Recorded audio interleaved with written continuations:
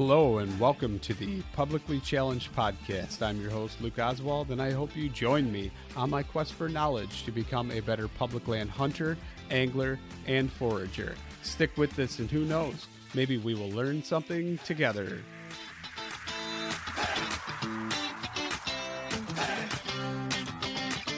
All right, before we get to the show, I just want to address one thing. Unfortunately, in this day and age, as wonderful as technology is, it also has its limitations. And this episode with Arthur Haines is an absolutely amazing episode, and I highly recommend listening to it because it's that awesome.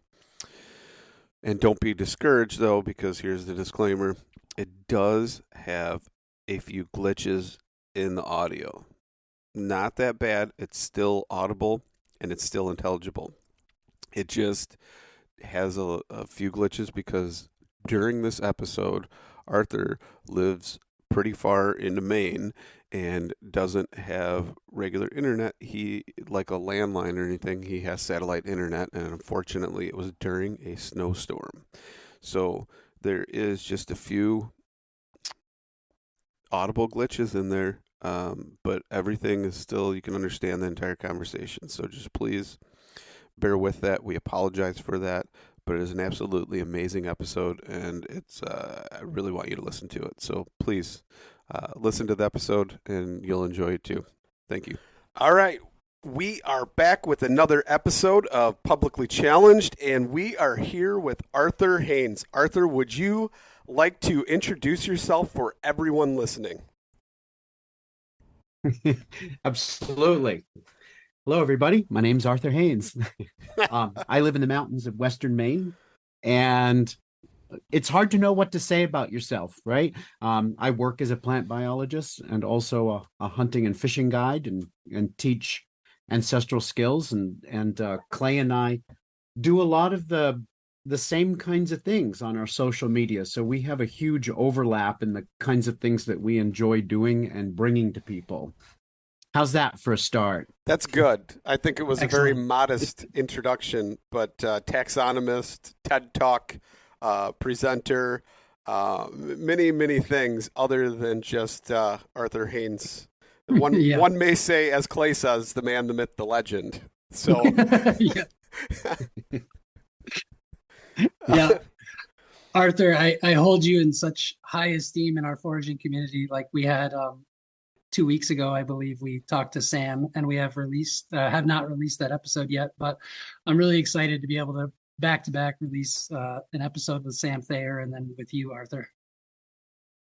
Oh, that's wonderful. Yeah, Sam is a good friend of mine. I don't see him often, but we also share a lot of the same philosophies around various topics. So it's nice to run into people who,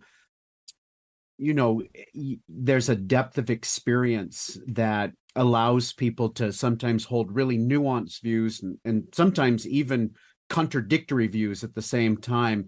And that's what I really, I guess, enjoy about being with people who have been doing things like foraging for a long time, because they've seen the ins and outs and they understand it's not all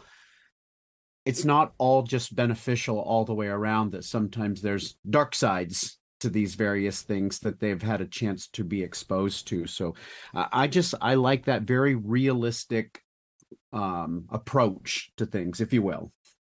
Arthur, I'm kind of curious myself because I don't know the background, but I mean, are you a Maine native?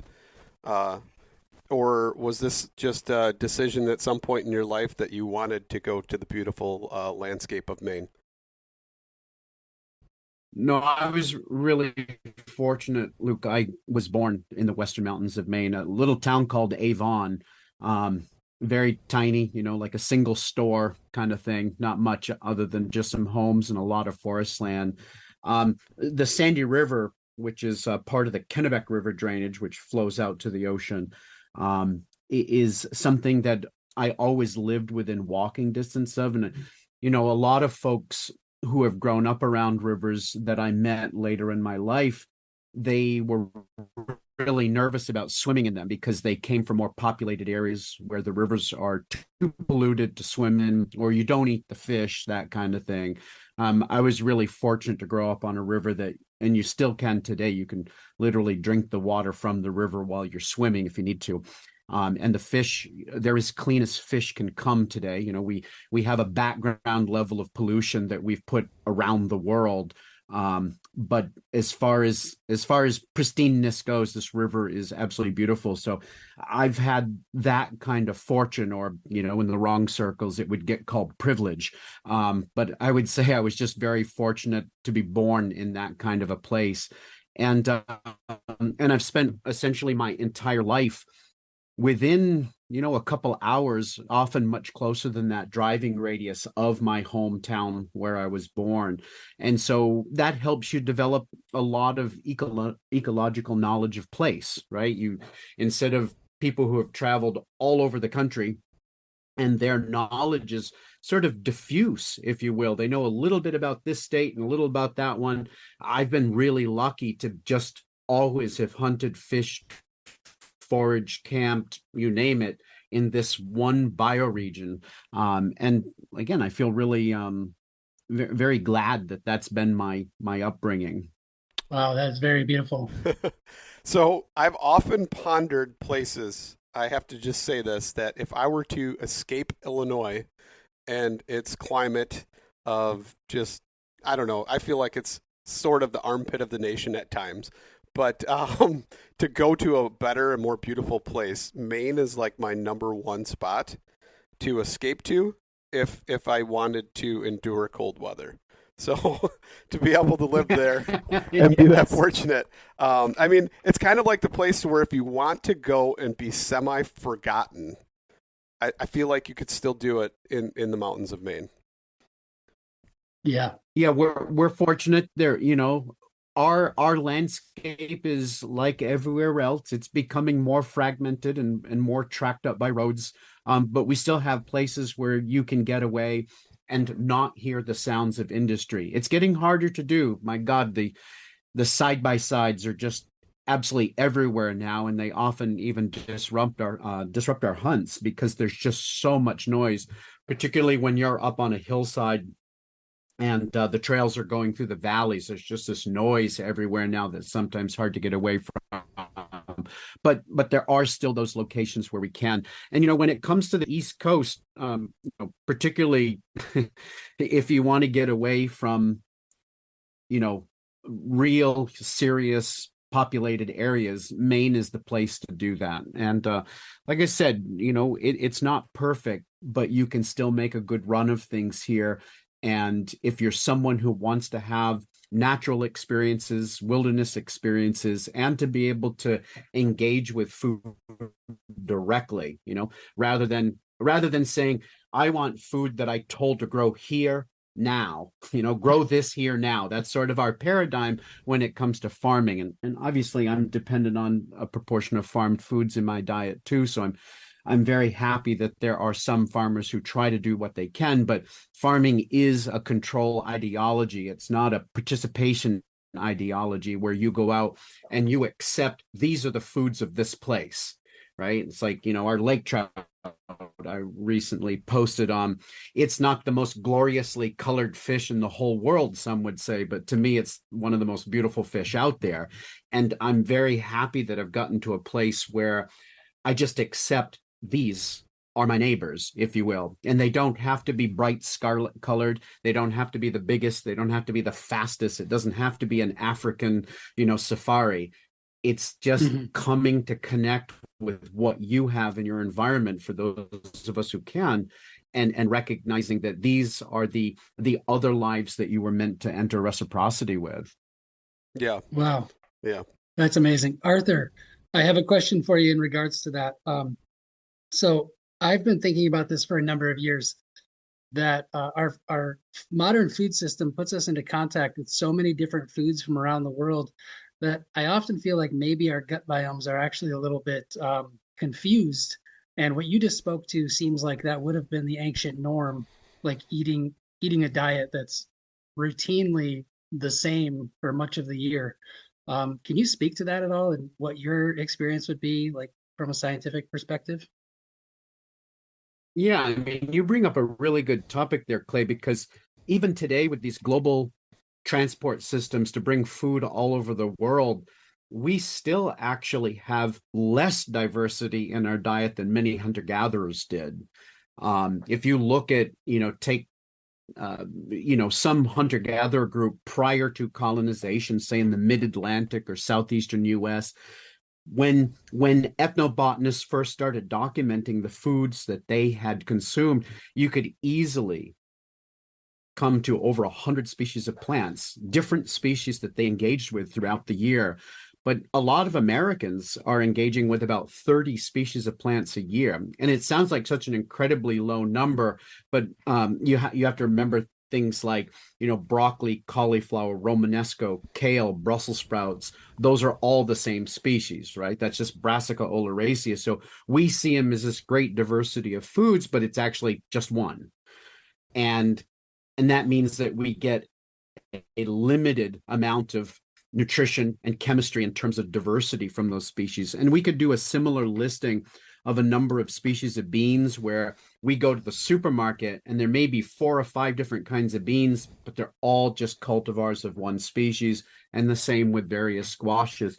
So when you take this into account, we actually eat less food, less types of food than hunter-gatherers did, especially when it comes to animals. I mean, many tribes in North America may have, over the course of the year, eaten 30, 40 different kinds of animals. And try to imagine how many people, when it's just beef, pork, chicken, those are the staples that you eat almost every meal. But another part of that, or another part of this answer that I think, Clay, that you were getting at, is those foods aren't coming from just one locale, one watershed. They're coming from all over the world, from places that no one ever gets to see how that food was grown or raised, which is also another problem, right? When you hunt the animals in the forest, you know that they actually were living the life that creation meant for them up until the point of their death. And even that creation meant for them, because many of the things that we hunt are species of prey. In other words, we look at it and say, oh, that's this really sad thing, but that is their ecological role, to feed other animals. And sometimes the other animals that they feed is us, humans, right? And so it's amazing to think of, humans used to be made up of foods that came from, whether that be a forest, a prairie, wherever the Aboriginal peoples, using that term loosely, lived, they were made up of foods that came from a relatively small part of the planet.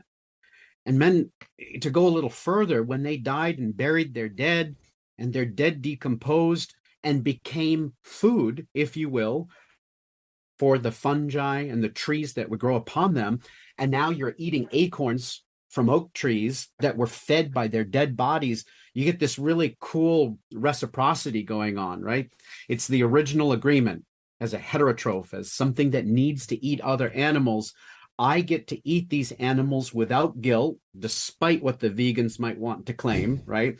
I get to eat these animals without guilt, but the original agreement states that I will give my body back. I'm not going to hide it away in a vault. I'm not going to fill it with chemicals. I'm going to give it back, in my case, to the forest, and I will become food for the forest, and species that I hunted will one day feed from the trees that ate my body. It's like, yeah, we used to be made up of just this one area, and now we're just diffused, divorced beings. And spiritually, if we wanted to go in that direction, I mean, what does that do for us except divorce us from the very creation that we're meant to see how amazing it actually is? I am super glad that you brought that up, Arthur, because I feel like spiritually you get nourishment from the actual hunt, the pursuit of the animal, from the local landscape, something that gives you a connection to the earth, to the animal. And then as you consume that animal, it not only nourishes your body, but your soul. And I've told people that for a long time, and I'm glad that you brought that up, because I feel the same way about that. Mm-hmm. Well, okay. Yeah. So at the risk of making some people raise some eyebrows here. One of the things that I like to do in my classes, and not everyone will agree with me, and I'm also not female, so that could change, people's perspectives here. But I like to bring up in my classes, as weird as this is going to sound, like, man, we consider paying for sex to be something that is not everyone goes for that, right? And because intimacy is considered such a sacred act that it should be between willing partners. And I don't disagree with that. But I try to use the example, if you take a donut and I put my finger inside the donut, I'm not actually inside the donut, right? I'm in an orifice in the donut. But when it comes to food, it goes into your digestive tract, which is not inside your body yet. It's just in the donut hole, so to speak. But then you break it down and it passes inside your body and literally makes up the being that you are. Your marrow, your bones, your muscles, your connective tissue, your heart, your brain, and all the other organs, your skin, your hair, your very personality is in part built by these lives that you break down and become, right? When you eat a deer, the deer becomes human by breaking it down in your body, but you become deer as well, right? You guys merge, if you will. So I would argue that eating is maybe one of the most sacred acts that we do, that it's actually more sacred than sex, even though I rank intimacy extremely high in my list of sacred things, but that we have in this industrial society been willing to farm out, literally and figuratively, the raising and growing of our foods to virtually anyone, regardless of their morals or ethics or what they do to these beings. And yet, what is more sacred than consuming other lives? When you look at it in the perspective of it literally makes up who you are. Wow. That was so well said. So, so hopefully I don't drive anybody away with my sex and food analogy. But, no, I think it's perfect. To me, food is very, very sacred. And I also, from the perspective of domestication, I love to ask the question, what do you want to form your building blocks, right? A domesticated chicken or, say, a ruffed grouse? Do you want to be that cow over there, which is still a magnificent creature, don't get me wrong, or do you want to be that white-tailed deer? There's a difference between these animals. And those differences we could chalk up to being both positive and negative, but there's something different about domesticated animals. I mean, hell, we are one, right? We know there's a difference between us and many of the indigenous peoples that still live in close connection with their ancestral lifeways. And it's like, what do you want to be made up of? The wild or human space? Yeah, I know. I know my answer for sure. It's definitely the wild. Arthur, there's a question we've asked a couple different people now on the podcast, or we've talked about anyway, and that is, I have a preference for eating venison that never touched corn, so I'll go out of my way to hunt in areas where there's no agriculture around, and I do actually feel like greater nourishment from that. What would that signal to you? I'm just curious what you think. We've asked a couple other people about this. Yeah, that's a great question. And it actually, scientifically, if we wanted to stay in that realm, there's a number of things that change. We know that let's use studies from cows, when they consume kind of their ancestral diet, if you will, which would be grasses and forbs, things that would be found in openings, right? Their tissues have an omega-6 to omega-3 ratio of about 2 to 1, which is an amazing ratio, right? Because we want to be in that 1 to 1 to 3 to 1 ratio to make sure that the omega-6 fatty acids don't become such a huge part of our intake when it comes to these essential fats that we start promoting inflammation and suppressing the function of our immune system. But as soon as you start on the feedlot and feeding all these grains, it starts to change. And now it gets up into the 5-to-1 and higher ratios, where we start to get outside of what generates health. For humans, we see the same things if we take chicken eggs. I think a chicken that is foraging in the field on insects, green plants, and obviously chickens ancestrally eat seeds and grains, the fruits of grasses and things like this. But they're 1-to-1 in their omega-6 to omega-3 ratio, but grain-fed chickens are 19-to-1. Wow. Now we're getting into a food that, yes, even if I could only eat grain-fed eggs, if all I had access to, I would still eat some.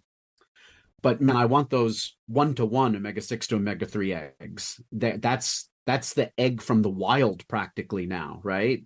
Mm. And so you sensing a difference between these two types of animals. I mean, even just scientifically, we can document that animals eating their ancestral diets have differences in their nutrition that either support or take away from your overall physical well-being. And let's face it, I don't care how spiritually beautiful and elevated and enlightened you may be, if your physical shell is deteriorating, man, it's hard to access.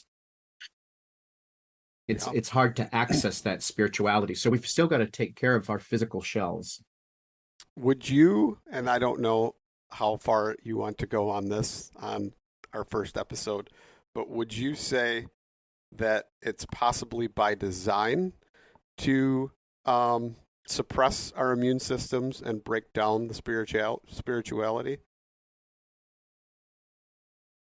Well, I don't know if it is, but I will say a lot of things that sometimes appear to be, conspiratorial, and maybe there's a theory behind this, they're often just outright incompetence. Mm-hmm. And so whether it was intended or not, boy, it creates an amazing treatment care system for generating patients, right? And so whether it was intended or not, we know that it makes people a lot of money. Mm-hmm. And so certainly once it's been developed, once the system's in place and there's a pharmaceutical industry, and I call it a treatment care industry, I do not like calling it a healthcare industry, because they're into just continuing treatments rather than treating root cause.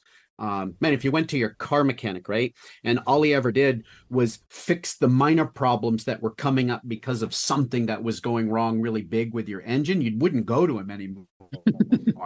But with doctors, you don't have a choice, because by and large, they all do symptomatic treatment now. No one really does root cause or what would be called definitive treatment anymore. And that's just very sad. But yeah, I will say the system of food creates a lot of disease.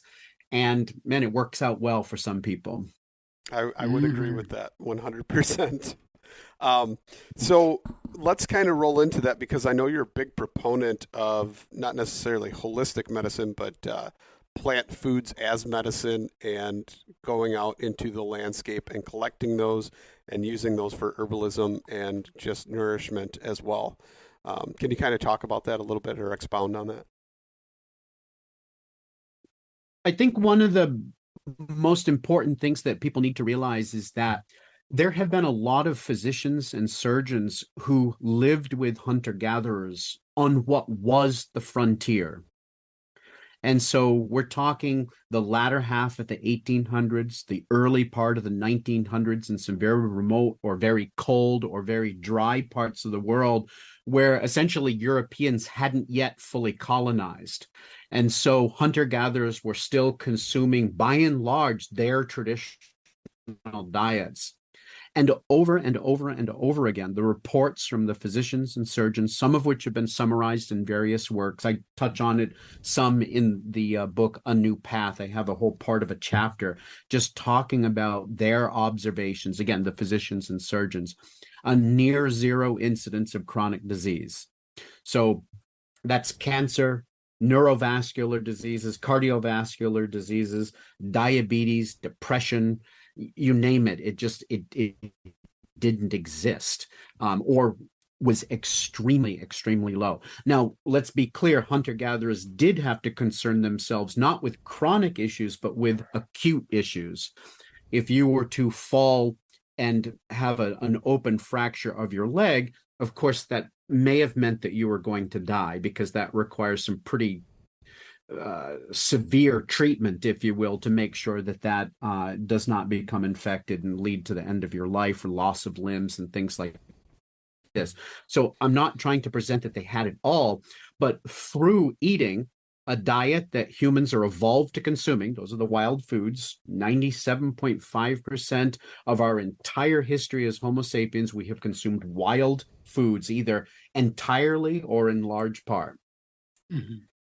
And then we have movement regimes, the types of water that we drank, the soil that we interacted with, the sunlight that we were exposed to, the elements, our spirituality, community, all of these are forms of nourishment that we receive. And it's plainly possible to live long lives without chronic disease. But it's almost impossible to do it once we engage at near 100% levels with cultivated foods. If you look at Weston Price's work, the dentist from Ohio, as he went around the world in the 1930s, if I'm remembering correctly, everywhere he went and looked at people who had beautiful, well-formed faces with room in their mouth for all their teeth. They weren't crooked, they weren't impacted, and there was a near zero incidence again of dental caries. These were all people who were consuming in large part or entirely wild foods. There were very, very few exceptions to that rule. And so what's important to realize is it isn't even just the foods themselves, which science over and over again demonstrates they're higher in vitamins, they're higher in minerals because they're actually taking from the soils that haven't been depleted. They're higher in beneficial phytochemicals that bolster the functioning of our immune system, protect us from sunlight, protect our cells from cancer, and also have more fiber when we're talking about the wild versions of the plants. And you put that all together, and people were just getting exactly what they needed to stay healthy. And that's just all gone today. We're talking about depleted soils, genetically modified foods. I mean, it's important for people to remember that almost everything they buy in the supermarket for plant foods is genetically modified. And I mean that because breeding is a form of genetic modification, right? If you look at the corn we eat and the wild progenitor it came from, they don't look anything alike. And that means their genes were changed to create this new form that we consume. And so we're just eating genetically modified foods all day, every day, practically, and it just doesn't serve us. So I don't know if that gives a launching point, Luke, and hopefully I've answered your question without rambling on for too long, but the foods that we did eat and the foods that we eat today are different in so many ways. And I'm sorry, when you grow foods that sometimes you know full well that the way that you're growing them is causing harm to other organisms, to other people, how can that food be good for people to eat? It carries those intentions. All the Native Americans that I run into, like, let's say I'm at Buffalo Bridge. I went there a few years ago, and it was a wonderful experience to go and help natives who have this tiny little piece of property near the Yellowstone River that they get to hunt buffalo on. And we go out and just offer help in butchering animals. And I think I heard it at least twice in my short time there, that it was really important that you put all stress away, you put all anger away, every negative emotion that you would never want to have expressed at the dinner table all disappears, and you feel nothing but happiness and gratitude for what's happening, so that's the energy, that's the spirit that goes into the food that everyone gets to consume from that buffalo, in this case, that people shot. And no one's ever expressed that exactly in those ways, from my culture, the American culture, although I think some people would agree with that it's really important to do those same things. But where I'm going with this is we know that there are people that don't raise good food. Oh, yeah. And how that is supposed to nourish the human body or the human spirit, well, it just can't. It just can't. Yeah. And I feel, again, very fortunate that those aren't the foods that I consume very often. Most of the time I can avoid it completely. Yeah. Arthur, a couple months ago, you had made a post on Facebook, I believe, and it was all about inulin. Now, I'm very fascinated with inulin because everybody knows that it's chock full in Jerusalem artichokes, or as we all like to call them, fartichokes. And Yeah.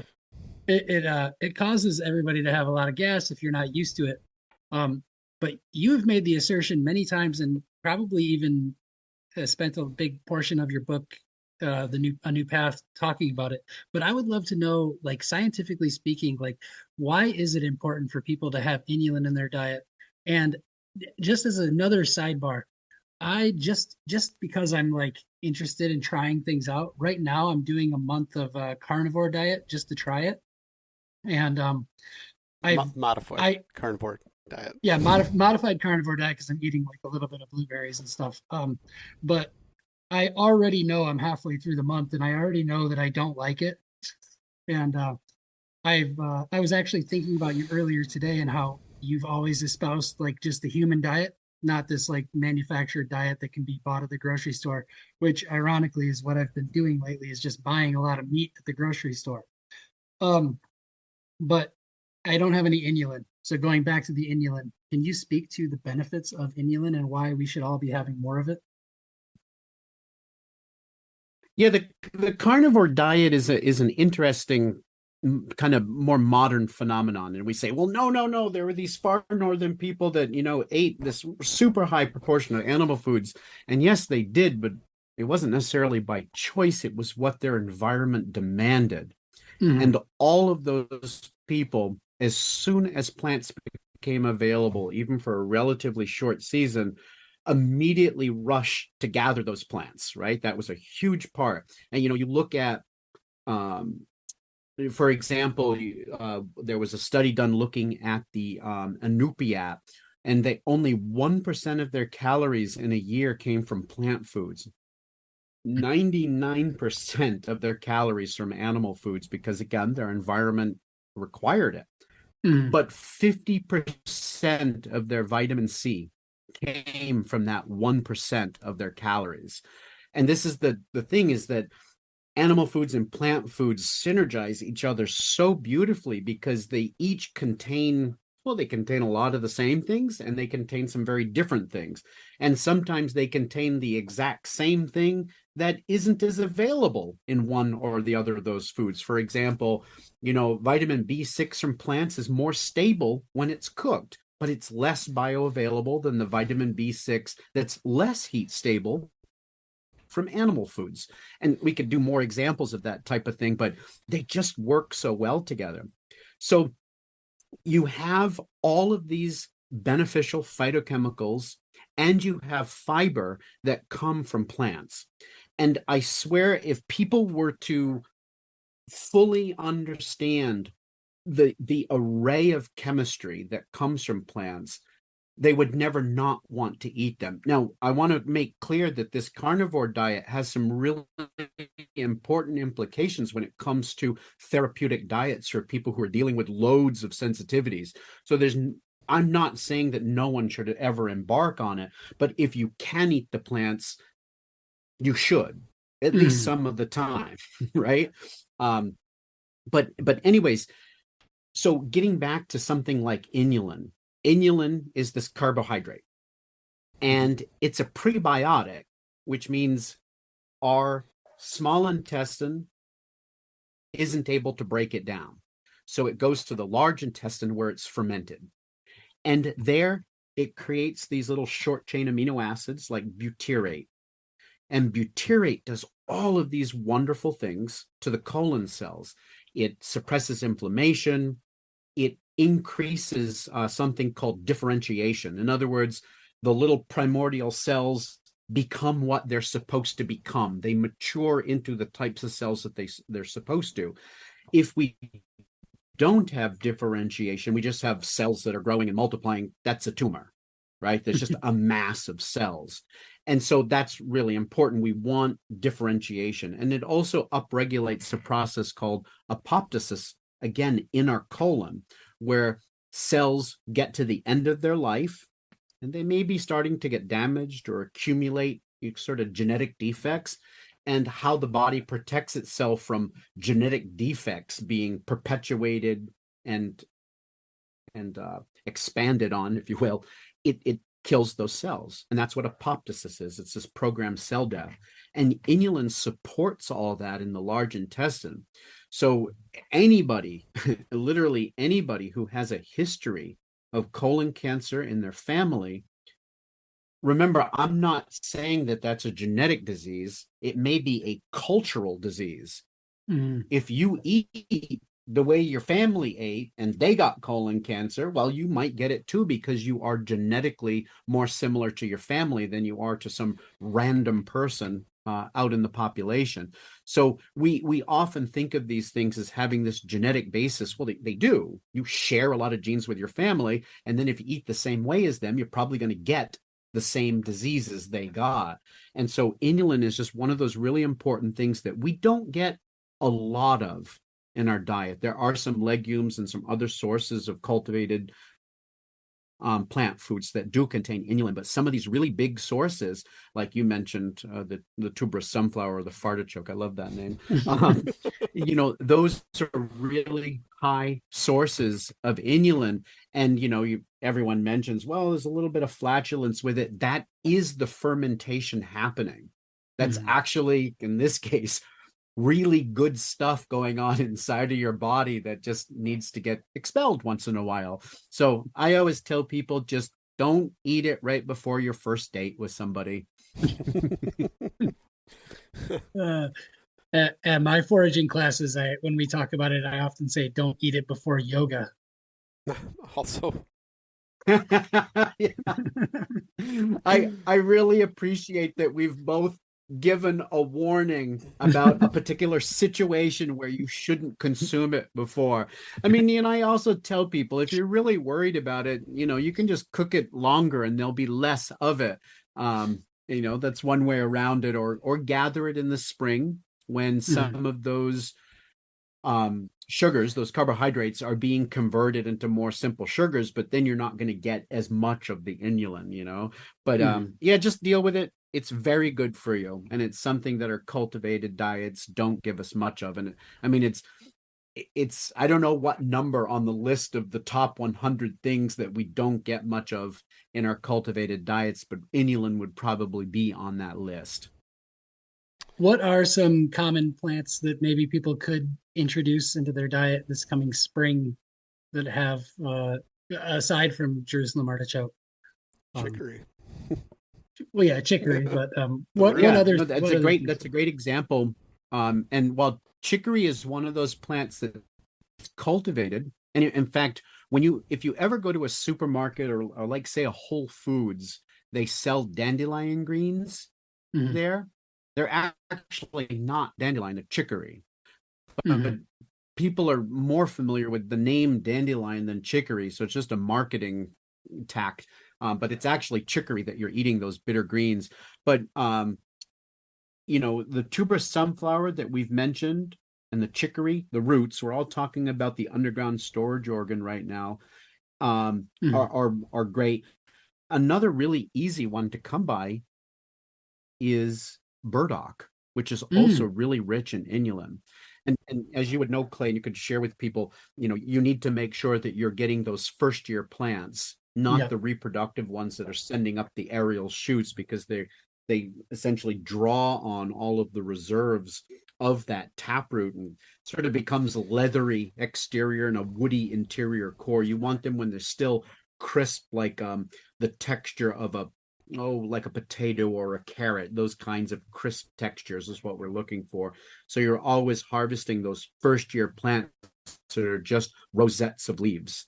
Those are just some of the really easy one to come by. And, if you were to go to like a Whole Foods or even some supermarkets that are in more well-to-do neighborhoods, you can often find tuberous sunflower, the Jerusalem artichoke, which is the strangest name to me. It's not from Jerusalem and it's not an artichoke. I just don't understand how it ever got this name. But anyways, and you can find those in the supermarkets. And in fact, you can also find, burdock roots. It's Arctium lapa, the greater burdock that they sell because it's part of some Asian cuisine. So, some of these things are available.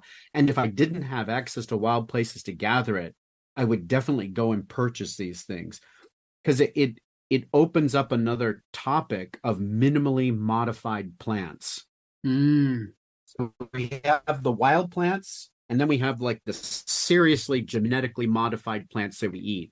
An eggplant is a great example. Corn is an example. Lettuce is an example. These things that the forms we eat look nothing like what's in the wild. You can barely recognize that they come from the same plants. But then there are all these plants that I call minimally modified, where certainly there have been some modifications, but the plants really look like they're wild progenitors, which is a great proxy for they still contain a lot of the beneficial phytochemicals. They haven't been changed so much that they've lost that chemistry that supports our immune system. Raspberries and blueberries are these great examples because everyone knows that the wild raspberry and the cultivated raspberry, we can tell them. You don't need a botanical degree to figure out that they're very closely related to each other. And the Jerusalem artichoke, the chicory, and the burdock that we might buy in the stores are still really, really close to their wild progenitors. They haven't been changed that much. They still contain that chemistry and that fiber that we're going for in plant foods. So these minimally modified plants, when I walk into a store to buy produce, I always want to buy as close to the wild progenitor as I can. So I never buy iceberg lettuce, literally. I might buy romaine, but the leaf lettuce has been shown to have the greatest abundance of, nutrition and beneficial phytochemicals because it's actually the closest to the wild progenitor. And we could do this, with tomatoes, with apples, with everything that you might go in the store to buy. There's a book that's called Eating on the Wild Side, which is kind of a misnomer, but it essentially tries to get at, if you're going to buy corn, which one has the highest antioxidants, for example? Buy that one because you get a little bit more benefit to your health out of consuming that corn versus this corn. And so I do like that idea because I think it helps us get more nutrition when we have to hit the farmers market, the supermarkets, and places like that. Wow. Yeah, that is all really, really valid points. And that book, Eating on the Wild Side, yeah, it is definitely kind of misleading, the title, because it is like essentially a guide to buying supermarket items that are kind of similar to being wild. Yes. Arthur, one of the things you mentioned was Buffalo Bridge and spending some time out there. Now, originally, wasn't that started by like a group of primitive skills? Like it might be, I don't know if it was a group of women or somebody that saw the need for helping skin out these animals, and then it just kept growing. Yes. Yeah. It's exactly it. It was, it started by, and my version of the history may not be exact, and I don't want to upset anybody, but essentially there's a few women that have leadership roles in Buffalo Bridge who started this just to help with this buffalo hunt. And the thing that we have to remember is just because you are a Native American, it doesn't mean that you know how to butcher animals, right? They have been acculturated into a nature divorced society and have lost, in many cases, in many individuals, a huge set of the skills that not many generations ago their great grandparents or just grandparents in some cases would have been living and utilizing on a more daily basis. And so this was just a group of people who had skills in butchering. One of them, for example, had worked in a butcher shop for a long time. So you have people like Katie and Apona and Harmony and others that organize this. And I do want to say, having this event and all of these people under this umbrella of a female organized event, it really did have a completely different tone to the whole thing. And it was a good tone. It was a much more communal tone. And I don't think that it has to necessarily be all women, but we finally had an event where women had a very strong voice in how the organization would be laid out. And it was really wonderful to watch. I just want to put that out there too. But yeah, this is an event where when shots are fired on this very small piece of property as the buffalo migrate out of Yellowstone Park when the snow gets too deep and they come into this area of Montana where there is this postage stamp sized piece of property before the buffalo move onto private ranch land. So I just try to imagine that you are a descendant of people who hunted these animals, and you can only hunt them when the snows get deep enough so that they move out of a park where they're protected. And you've got to get to them before they then enter private ranch land, all of which may have been your ancestral homeland, and you're shut out of all of it except for this tiny little area. And I don't know how big that area is, but when I look at it, it looks like maybe 10 acres or something. I may be way off, but it's just a tiny little postage stamp. They shoot, and it's really amazing. There's a number of tribes who in their treaties have access to the buffalo, and they set it up very often that elders get shot first, or people who have never shot buffalo. And after the animals are dropped, these are usually rifle shots, then we go out, and without being intrusive, to the best of our ability, the folks go out and simply just, you can generally tell just from a look. There are some people who are getting busy and really breaking the animal down, and others that are like, yeah, sure, this is the first one and I'd love your help. I'd never butchered buffalo before, but deer, bear, moose, it's just all minor modifications. The anatomy is kind of all the same between them, and so I could offer some help, but I tried to follow the lead of the people who had been there for a while first to sort of understand how they went about interacting with the natives who had treaty rights to be able to hunt on this land. It's amazing event. It's a very difficult event to organize and manage. I don't know. I'm totally blown away by what the organizers of Buffalo Bridge have been able to accomplish. Yeah, I mean, in my mind, it just seems like it would be such a great feeling to be able to one be there and help, but two, to be able to form that bond with the natives and be able to just break down those magnificent creatures. Yeah, and the natives that we help often give gifts. They sometimes give hides, sections of meat, organs that they don't just no longer consume. And there was nothing ever expected. But just some people just gifted it, and it was amazing. I should say that we did this ceremony one night for the buffalo, and essentially just praying for their perseverance, given all that has happened and will continue to happen to the buffalo. And we go out not far from this area where the indigenous have the treaty rights to hunt. And we have a buffalo heart that goes inside of this rib cage, and we all set up some mullein torches and just start praying. And the women, the other difference, if we get a group of men together, none of us want to sing because we don't like our voices, but the women have these beautiful voices and they just sing all the time. And some of the most beautiful songs. And when it came time to offer prayers and say words, again, the women are just willing to go there with these expressions of emotions and breaking down, crying and sobbing. And the men, we have to keep up the facade. I'm tough, I'm strong, I don't have to do this, I'm too tough for this.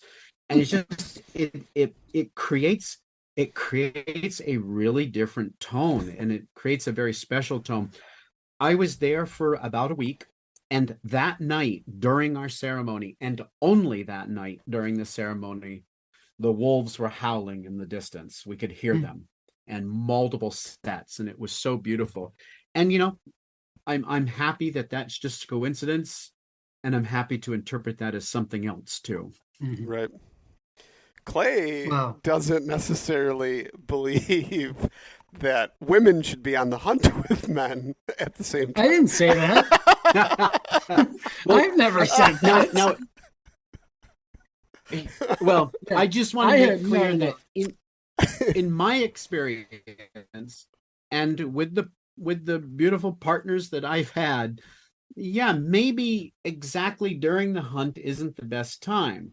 However, after the hunt, you're talking about people that have butchered, in some cases, far more animals than I have. And it's amazing to watch the work. We do kind of like a mini buffalo bridge, we call it. And our name is not nearly as nice. It's just called Moose Camp. But every year I find someone who wants to be guided on a moose hunt, and we go into the North Maine woods, and I help them with their moose hunt. And our strategy, we don't just hunt from the roads like many, many, many people do, just driving around for a week looking for a moose. It's not a judgment. That's not the sounds type of hunt that I would to like me. to do. By the way. But for some people, for some people, it's all they know how to do. And okay, whatever, right? But I have my clients tend to be more active and reasonably fit. And so we find places where bridges are out and vehicles can't go. And in the North Maine woods, this is an actual delineated entity. No ATVs are allowed, which is wonderful, because now you can actually get away from people and away from noise.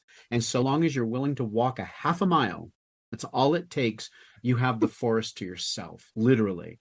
Sometimes we go to a mile and a half, depending on what the moose sign is telling us.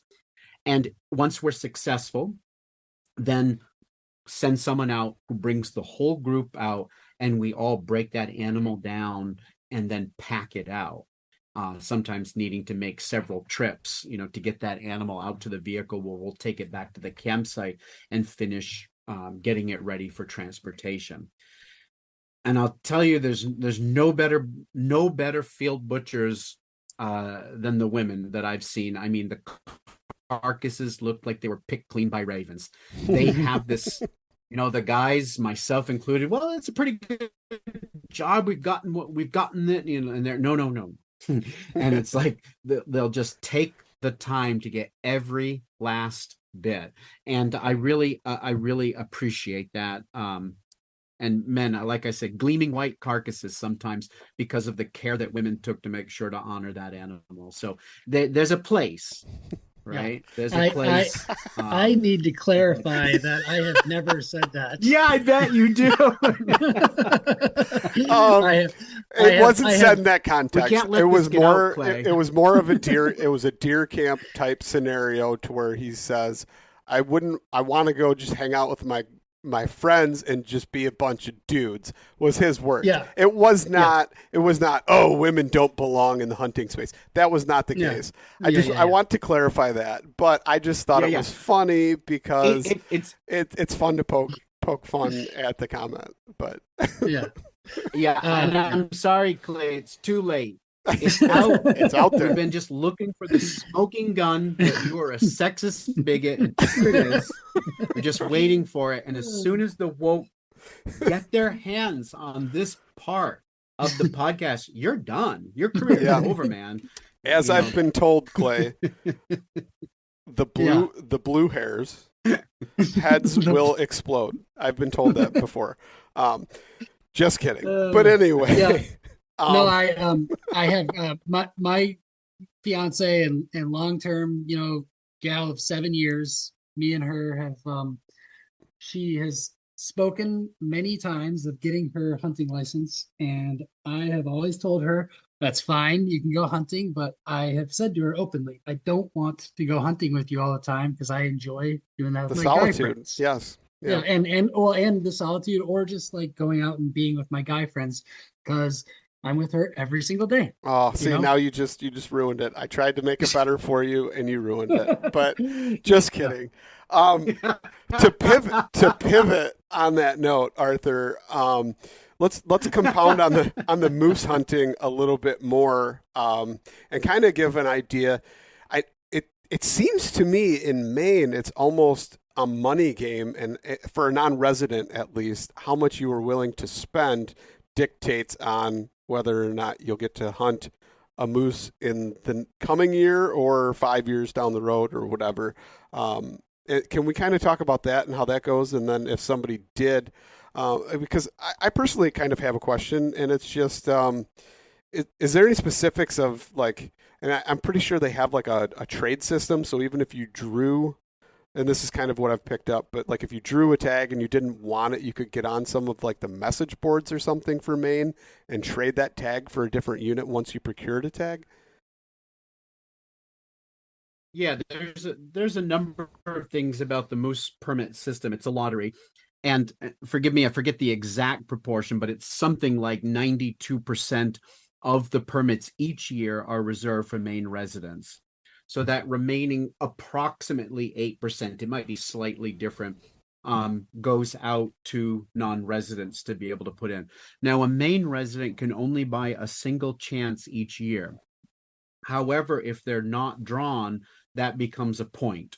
So next year, when they buy a chance in the moose lottery, they have that point plus the point from the previous year. And so they get 2 draws. And after a number of consecutive years go by, each chance then becomes 2 points. Then it becomes 3 points. And by the time you get to be 65, if you've been drawing for a long while, you just automatically get a permit. If you've accumulated enough points. The out-of-state system works a little bit differently, because you can buy as many chances as you want. So if you want to put in thousands of dollars, you're able to do that. But you also have a much smaller portion of the overall lottery reserved for you as a non-resident. You can occasionally, it's possible to swap districts if you're given one, because Maine, like most states, is divided up into these wildlife management districts. We have a pile of them, approximately 30. I don't know the exact number, but it's close to 30. And, certain areas are very, very good, but they might be a long way from where you live. And that creates a real obstacle for some people to drive 3 or 4 hours or more to scout moose and then to go back and camp and hunt.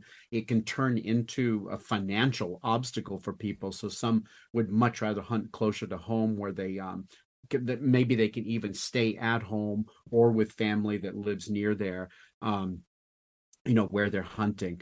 But you also have a sub-permittee. So this is another way that you essentially gift the moose permit. Each year you get to pick a sub-permittee, and now you or your sub-permittee are allowed to shoot the moose. No one else, obviously, just you two. So like, for example, this year, one of my first apprentice, who is still living in Maine after moving here from New York, essentially asked me to help guide and made me the sub-permittee. And it just turned out that I was the one who had the shot this year.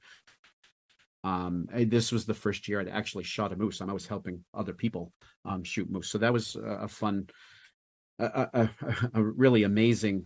The story is pretty crazy as to what happened, but it was a really intense but a very wonderful week. We had very warm weather this year, and historically, Maine moose hunts have had about, I think it was 76% success rate. It's pretty high. Yeah. This year, though, that was very different. It was somewhere in the 50s percent. So much, the last 2 years have been very low, 60% and somewhere in the 50% range. The weather, it's changing here, just like it's changing everywhere. The moose rut comes on based on day length, so it's length of light essentially that sort of initiates the moose rut behavior. However, really warm days can make them seek cooler areas and not be quite as open, not quite as vocal, not quite as active moving around. They're still in the rut, they still want to breed, but they might not be out and about as much. So we've had not all of the week of hunting, but part of the week of hunting the last 2 years has been a little bit warmer, so it's cut down the number of sort of good hunting days, and that cut into people's success rate. Would you mind telling the story if you have time? I don't know if yeah. Sure. We when you go hunting moose, the thing that you have to remember is that unfortunately, you're competing with a whole bunch of other people who also have permits for the area that you're in. And it's just like everything else that European descendants do. We believe that competition is the way to move through the world, right? It's absolutely anti-human to compete. I won't go too much further down that path, but cooperation is what we have always done in terms of hunting and gathering and living and supporting ourselves and defending ourselves. But we don't get to do a lot of that anymore. So this is one of the reasons why we're always trying to get in deep into these areas where we can get away from people, and that allows us to focus on the spirit of the hunt. Because when there's a whole bunch of people around you who hunt by a very different ethic system, shall we say, whether you want it or not, it just erodes into the sacredness of what you're doing, no matter how much you try to keep it out. But we had a beautiful location where we had a lot of sign. Moose, they rub on trees just like white-tailed deer do, except when they rub on trees, they like destroy the trees. These saplings are broken and torn over. It's like a white-tailed deer on steroids. And we had a wonderful area where there was a lot of rubs and a lot of tracks. And I walked by these tracks, and there was all these tracks and skid marks, and there's patches of hair on the ground. And I was like, oh yes, of course. There were two bulls fighting there, pushing each other around, and the tines of the antlers were tearing out clumps of hair, and you could actually see where some of the moose had been pushed back and their hooves had skidded for like a foot and a half in these old road beds that are starting to grow up. It's like, this is where we need to hunt. Obviously, there's evidence of two bulls here, not just one. So now we have an ability to use calls to potentially get these two bulls going against each other, not just pretending to be a cow to draw one of them in. Anyways, we walk in the morning, and we're going in very early before sunrise, and unfortunately, one of the bulls is already there. We can hear it in the dark. It's very close to us. It's 30 yards away. And, it's like, that sucks. It's right in the field where we wanted to set up, but it just happened to already be there. And it finally moves away from us, and then it snorts. And a lot of people who hunt are familiar with white-tailed deer when they snort, which can be pretty loud. But try to imagine a white-tailed deer snort that is a bass, this very low sound that I can't make, and it's about 10 times as loud. It literally echoes through this wetland valley that we're in, and it's like this trumpet going off. And it's like, damn, every moose here knows we're here now. And it's getting late in the week. We have this day and only one more. So it's kind of coming down to the wire. There's some stress. And it's like, damn. Well, anyways, we walk in a little further and we sit and we just sit quiet for a while, let the sun come up. And I say, what the hell? I have a birch bark moose call. And I just give this long cow estrus call, this sort of funny sound that, if you're not familiar with it and you're not into the hunt, it just sounds like you have some weird issue. But this sound goes out, and I get a bull responding to me. And the bull sound is sort of equally weird. This sort of aspirated grunt. It's this sound that's going out, right? And so we slip really quietly down, and man, the moose, it seems like it's right on top of us. And because they're so loud, even when they're making these grunt noises, which the bulls make, which are just not these loud bellowing calls, it just seems like it's so close. Man, the moose was still probably 200 yards away from me, and it finally comes into view. And it's like 100 yards through all this regeneration, these young saplings growing. There's no clean shot. And I watch the moose sort of run tangentially to us because there's another actual cow calling. And of course, the moose is going to run to an actual cow before it comes to me. I'm a very terrible cow moose, right? And so I don't know what to do, because now this is sort of like the second botch of the day. Like, we got to see the animal now, but it's going.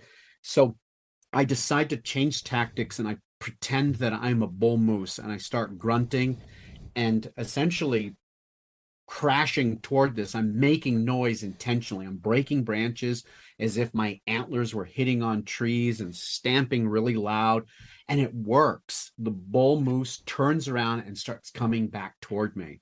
I'm like, man, and it's like literally about to appear. It'd probably be a 50-yard shot, and I'm using a 308 rifle for this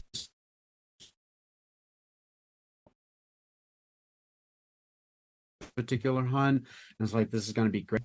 I don't believe it got my scent. The wind was in our favor, but something happened and the bull runs off. Okay, so we sort of walk out. It's about 8:30 in the morning now. It's getting late. The day's almost over, and until the afternoon and evening, of course.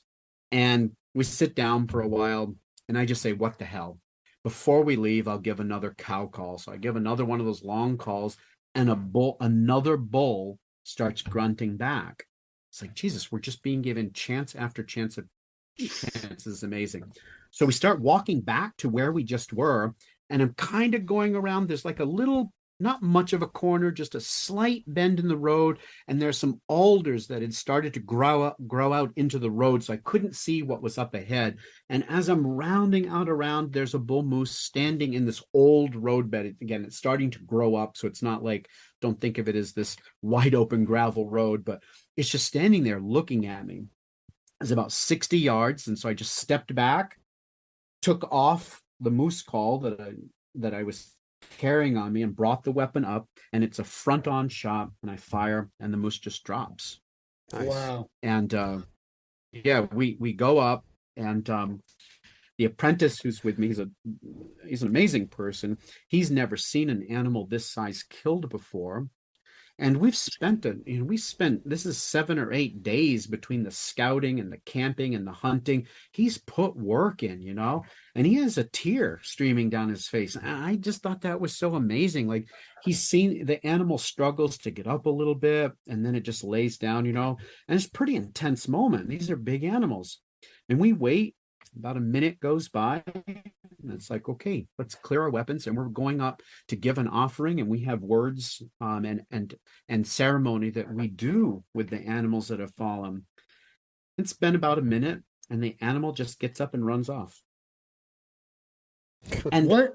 at the time, I remember thinking, I was going to go up and shoot, but I wanted him to have, this skull that would be intact. And And the animal was down and motionless for a long time. I mean, a long time. It just runs off.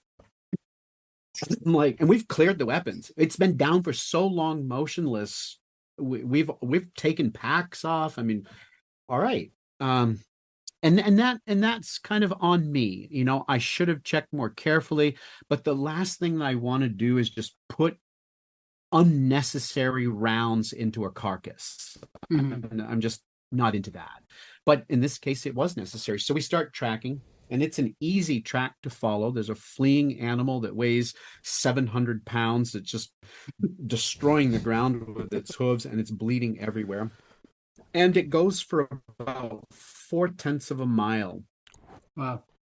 Now I got to back up just a little bit and let you know that in this place in the northern part of Maine, we always are on the lookout for chaga, and we've usually gone through our winter supply by then. And it's time to start replenishing. And we hadn't found any. Everywhere we've gone, we hadn't found any. And we'd noted it back at camp. Like, I haven't seen a single chaga anywhere we've gone. This moose runs for 0.4 of a mile and literally falls dead at the base of a yellow birch with about 15 pounds of chaga and 3 masses.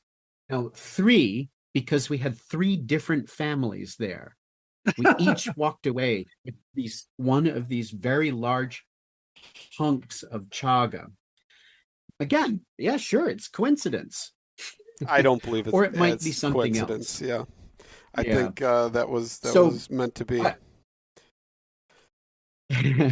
That's part of the story. Now, of course, the animal had dropped on the edge of this old roadbed and was going to be relatively straightforward to butcher and pack out. There would have been almost no walk. My Subaru that I use could get most of the way in, and man, it was a 0.3 of a mile up a hill through raspberry / regeneration across the swamp. It doesn't sound like much. It was just 0.3 of a mile through the most unimaginable dense, just slash. We had to work, and it turned into, literally an all-day affair getting the animal. But that is what we went there to do. We were all prepared for this, and it was so wonderful. My oldest daughter, who was 10. We were back at moose camp prior to this hunt, and we're saying, like, we don't even have songs for all these activities. Like, we're so culturally orphaned. We just have nothing. And they made up songs for the moose and for the river that we camped on, and they came in singing those songs as they approached the moose. I'd flagged the way in because I was starting the butchering. And never in my life did it feel so much like this indigenous community, right? That thing that we long for, the actual community where you've got the women and the other men coming in, the children, their songs being sung, the cavalry shows up, and we all sit down and start working through this animal after, of course, our words and ceremonies that we do with these animals. So maybe I hope I didn't take too long, but turned out to be a very, very special hunt. Each year we name the moose that we are graced with their bodies. And this year's moose was the running moose. Nice. Nice. Yeah. Yeah. That was awesome. That's a great story, Arthur. I love how you tied it all together, and I'm glad that it had the spiritual significance that it did for you. And I'm actually glad that it didn't just die on the roadbed, because it cheapened the experience versus what you got, because that moose, one, gave you a gift when it did get up and run with that.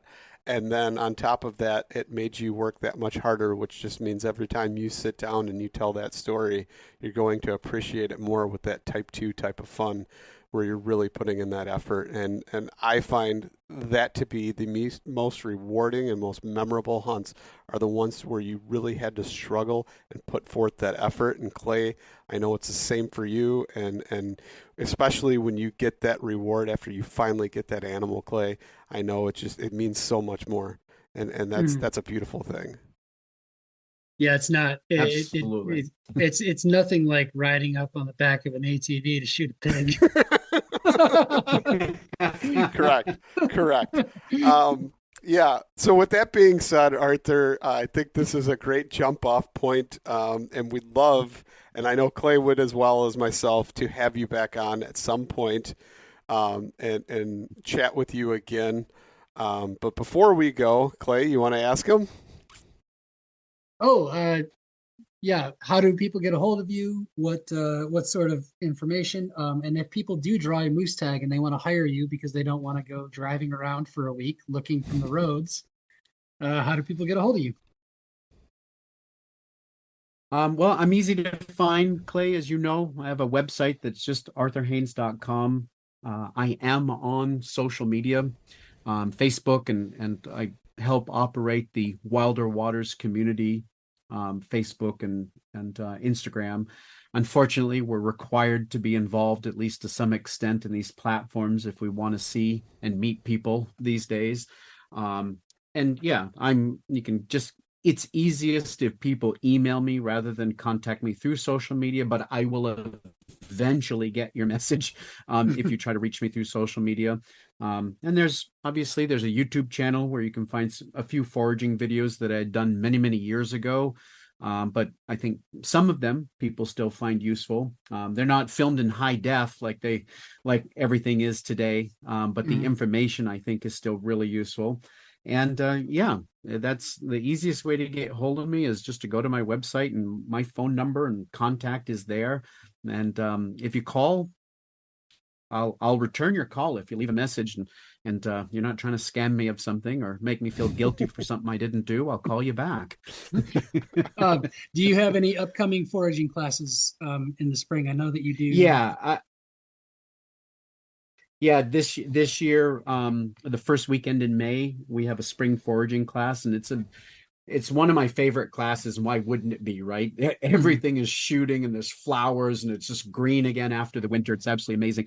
But we have a really special thing that we get to do here. We visit an island that was tended by a group of indigenous people called the Alisig-and-Tegwiyig, the people of the River of Rock Shelters. They are no longer here. In this area living as a tribe, but the results of their interactions with the wild that's still present, and it's amazing, absolutely amazing. And so we get to go out to some special places like that. Later in the year, I'll do a medicinal plant class as well, which I only do every 2 or 3 years. And I really just try to bump up people's confidence with what they're capable of treating. Because I mean, you may have followed some of the things I've posted on Facebook, Clay.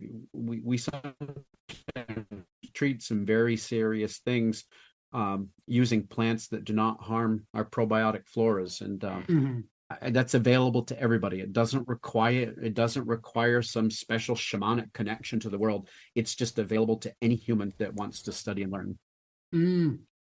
Awesome, man.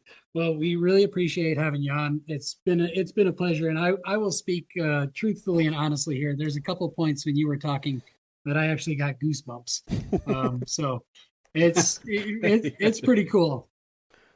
Yeah, Arthur, it's been a pleasure. Well, thanks for inviting me, both of you. And Clay, he's owed the debt of gratitude here. I get so busy sometimes I forget messages and that people have sent me, and Clay kept giving me that gentle reminder, and I'm very glad that he did, because I enjoyed this a lot. And I'm being really serious. Thank you, Clay, because without you being willing to just persist and okay, how about now? You're free now. We wouldn't have gotten a chance to talk, and this was wonderful.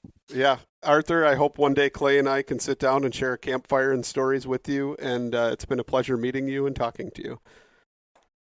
That'd be the best. See you guys.